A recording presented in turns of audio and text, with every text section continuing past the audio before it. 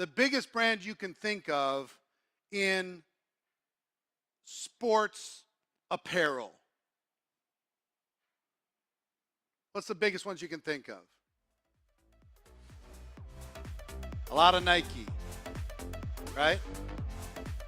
So I have a friend here who we've gotten to know each other recently. He was largely responsible for managing the Jordan brand for the last 32 years inside of the Nike organization.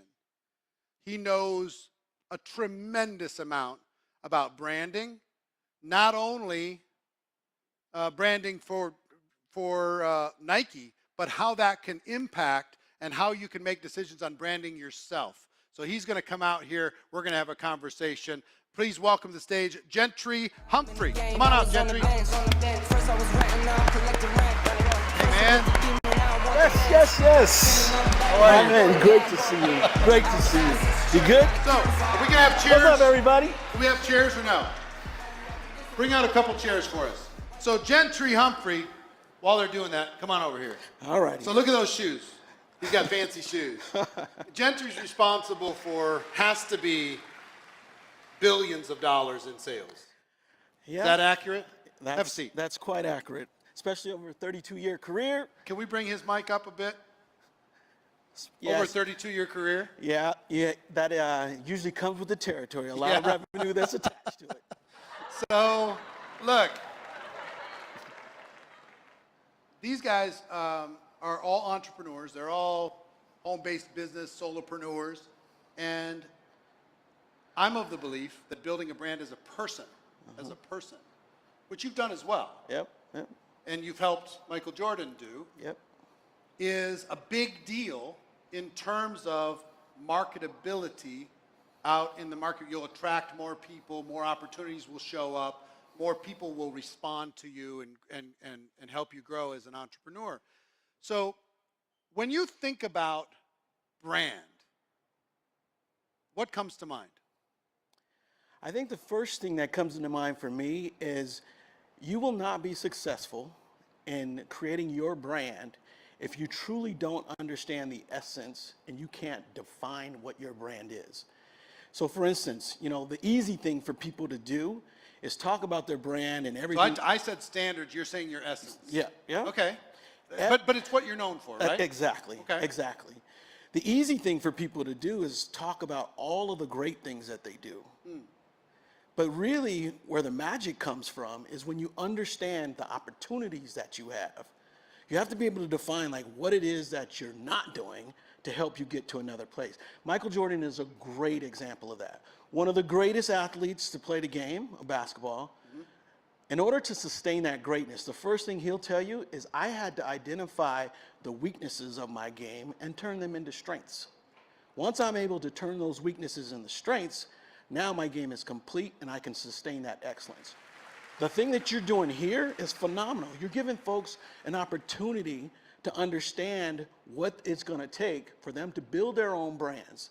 And that knowledge, you've got to absorb that knowledge. The collective genius that they get from multiple people to help create that greatness is truly important. So let me think about it this way.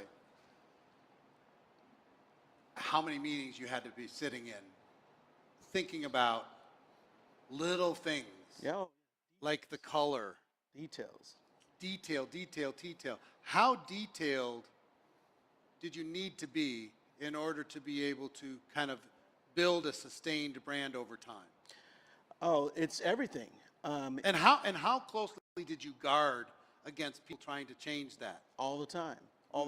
If you understand what your brand ethos is, and you live and die by what your brand ethos is, and you're able to connect with consumers who start to appreciate and respect your brand ethos, you have to be able to get into the details. And that's every little thing that you do. I heard you talk about how you dress, how you perform, how you look. All that is a part of your brand ethos. And if in this world today, especially the digital world that we live in, consumers have opportunities to connect with anybody. You can't fool them. They're discerning. They can identify real versus fake right away. And so the devil is in the details. When you have those details and you address those details, that's how you gain credibility and respect amongst that audience that you're targeting. When you think about like logos and colors and those types of things, how much time did you spend on that, and how much time would you recommend these people spend on figuring out what are the things that are going to represent them? Like, you know, the flying Jumpman Michael logo? Jordan as a logo was important. Yes. Right? Yes, The colors are important. Yes. Like you've got the hat with the flying thing. Yeah. That's the deal. Or the Nike swoosh, the famous swoosh, is important. How did, what were the conversations like in creating the brand from the first place? When you started doing this 32 years ago? Yeah. What was the thought process, and what was the evolution of the brand over time? Yeah. Well, first off, you have a man that now had a logo, and how he carried himself on the court as well as off the court allowed you to embrace the essence of that man and the excellence that he brought. So that logo became a symbol of excellence. And we believed that at the time, we could share that with the rest of the world. We can share what his brand is all about, and it could complement the things that were happening on the Nike side. And so when you're able to kind of have an audience that connects in a different way with another portion of your brand, you're able to grow your personal brand. And so everything that we did with Michael from day one started off in his likeness, and we sent that through every single filter: how we chose to advertise, how we chose to design product. And I heard someone talking about earlier about being bold. Michael Jordan was the essence of being bold. And for us, it was important to live through that, because if we're doing the same things today that we did 3 years ago, 5 years ago, 10 years ago, you're probably getting passed up. So being comfortable with being uncomfortable became extremely important for us. And we lived through that, and everything we do, we try to send it through that filter. Where some things had to be sacred, I'm guessing. Yes, yeah. Some things, it's like, definitely. I remember I knew a guy who was part of the first executive team of Colonel Sanders, and and Colonel Sanders. I'll say it less colorfully than the Colonel would do, because some people were trying to change the gravy. Right. And the Colonel was saying, you do not mess with the gravy. Yeah, that's right. That is like a non-negotiable. And some things are, I'm assuming, non-negotiable. Yes. Without a doubt. Without a doubt. How aggressively would you protect the brand that you built? Almost to a fault at times. I've had to sit down with folks that weren't as close to the brand as I was, and folks that are in a high position, and had to learn the power of influence to make sure that they understood why I was protecting it the way I was protecting it. And 9 times out of 10, again, if you come from an authentic position, people can't help but respect your point of view. And it's easier to influence them and to move them in the direction that you need them to go if you come from a position of authenticity. Right.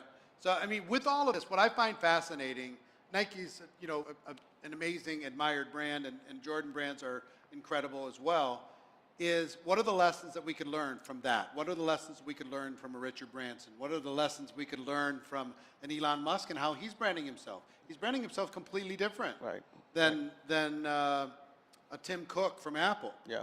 Like, wildly different brands, but they're doing it on purpose. Yes. I believe Musk is doing what he's doing because it's a cheap way to get lots of advertising. Doesn't have to spend much money, and it's driving his stock up to be the richest man in the world. Right. Okay, it was working for him to be this rebel renegade. Right. Tim Cook is more like by the book, straight up, but that's a choice also, and the organizations reflect that. Yep. Okay, so I just want everybody to be thinking, and we're going to bring up a panel in a few minutes. I want everybody to be thinking about how you can utilize these types of thought in order to be able to create a brand that's going to serve you long term, okay, and how you protect that. In the Jordan brand, the things that I've noticed is part of the brand is he's not as accessible as other people. Right. He's not going to be on every talk show, and he's not going to be on every radio. He's going to be a little bit back. He's going to let the brand do the speaking, whatever. He's going to pull himself a little bit back, and that's part of his brand, and it's on purpose. Is that accurate? Yes, very intentional. Yeah. And if there's somebody in his team or whatever that is disrespectful, right? What's going to happen to that person? Oh, they're going to hear about it. They're going to hear about it, or they're going to find their way out of the organization. That's right. Right. If somebody is racist, Yep. in the group, that's not going to be tolerated. Yep. If somebody's sexist or anything else, That's right. it's not going to be tolerated. So there's standards, right? 100%. Around excellence, around the look. I'm sure he's paying attention to quality 100%. as being something that's Because that important as well. represents him. Yeah, you know? represents him. So look at the difference between the brand that I'm dressed up as and the brand that Gentry's dressed up as. Neither one is good or better or worse. His is intentional. Every time I've seen Gentry, he's looked a version like this. Yeah. Yeah. Great shoes, great hat, some kind of cool, funky jacket, right? But that's his look.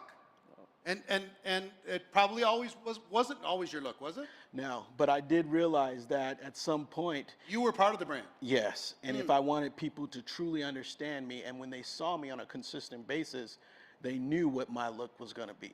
Right. And did that look inspire confidence in the team? When did you make the decision? To lead? To do the brand thing You know, it's funny. on yourself. Yeah, it was funny. Early on, like I have some crazy stories. You know, people used to ask me, you know, how did you get to the job? And you know, I used to say it's being at the right place at the right time. But honestly, when I look back at it, I actually started as a really young kid doing it. I mean, my mom told me at 5 years old, before I went to elementary school, each night I'd lay out 3 different outfits. I had a GQ outfit that I wanted to be the sharpest kid in class. I had a sport outfit because I love sport. And for whatever reason, I love cowboys, and I had a cowboy outfit. So, but it started off early, you know, and I knew that I had to brand myself then. Yeah. So Not subconsciously, that well, was. in your business, you're working with the Jordan Yep. organization. Yep. Did you make a conscious shift Oh, in yeah, your for clothing sure. stuff? How long into the journey did you Oh, it do was that? right away because you want people to. Because you were representing. That's right. Like So has it always kind of been this? no, it evolved a little bit. Tell me where it started, where it came. It started off way more hip hop-ish. Yeah. But as I started to mature, I had to kind of create my own style, like incorporate a little bit of hip hop flavor, but yet become a little bit more sophisticated. So, but early on, I mean, if you want people to respect what you do and appreciate the things that you do, you have to, and especially with what we do, there's a look that has to go. Like, not everybody can pull off some of the things that we do. Yeah. And so sometimes people need the visual cues of that. So myself and the team had to kind of help portray that for folks. Well, I know you had Nike and Jordan team came through the studio Yep. a month or 2 ago, and the group, as a group, just looked intentional, Yeah. on purpose, Yeah. phenomenal, professional. Yeah. You know what I mean? Yeah. So make sure that whatever it is, and energetically, same thing. Professional, on point, wanting to make sure that the job got done right. Yep. Wanting to make sure that the brand is protected, all that stuff. It was in the language, it was in the energy, it was in the questions, it was in the appearance, it was in all of that Yep. stuff. Yep. So look, I appreciate you.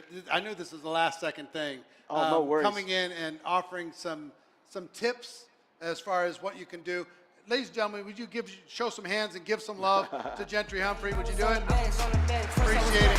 Thank